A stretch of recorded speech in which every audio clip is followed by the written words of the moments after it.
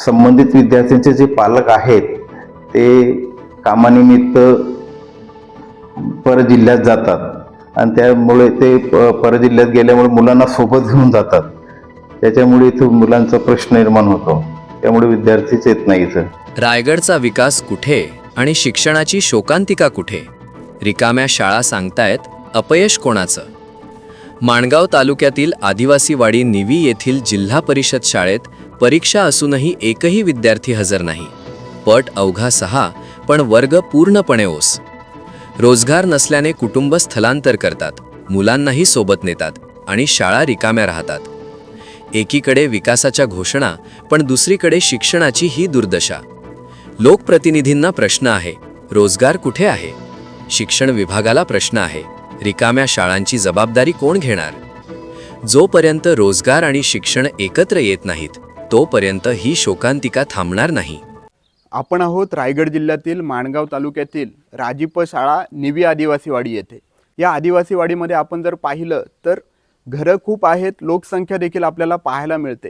पण या मराठी शाळेमध्ये आज पाहणी करता आल्या असता आपल्याला इथे एकही विद्यार्थी दिसत नाही आहे. या शाळेचा पट अवघा 6 विद्यार्थ्यांचा आहे. आज परीक्षेचा दिवस आहे. आपण एका ठिकाणी पाहिलं तर परीक्षेसाठी शिक्षक इथे पेपर घेऊन आलेले आपल्याला दिसत आहेत. मुलांची वाट पाहत आहेत, अक्षरशः दरवाजामध्ये उभे आहेत, पण एक सुद्धा विद्यार्थी आपल्याला इथे शाळेमध्ये आलेला पाहायला भेटत नाही आहे. रायगड जिल्हा परिषदेच्या शाळा टिकल्या पाहिजेत, मराठी शाळा टिकल्या पाहिजेत, यासाठी एक साईडला लढा चालू आहे. पण जर विद्यार्थी शाळेमध्ये येत नसेल तर या मराठी शाळा टिकणार तरी कशा?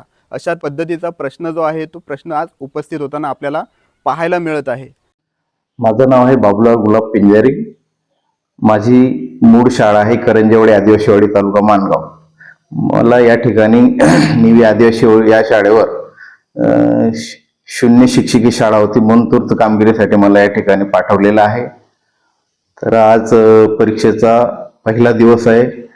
पेपर वगैरे मी सगळं ते घेऊन आलोय, परंतु एकही विद्यार्थी नसल्यामुळे या ठिकाणी मी पेपर पण मुलांचा घेऊ शकत नाही. तर दिवसेंदिवस शाळांची जी पटसंख्या आहे ती घडत चाललेली आहे, ते पण वास्तव आहेच. त्यासाठी आमच्या पातळीवर आम्ही प्रयत्न करतोय विद्यार्थी कसे वाढतील.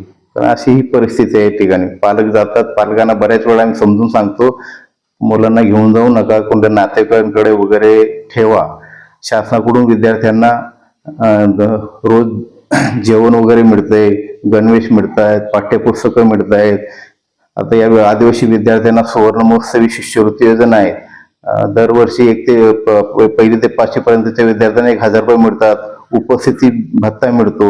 शासनाच्या बऱ्याच खूप चांगल्या योजना आहेत, तरी सुद्धा ही परिस्थिती आहे या ठिकाणी.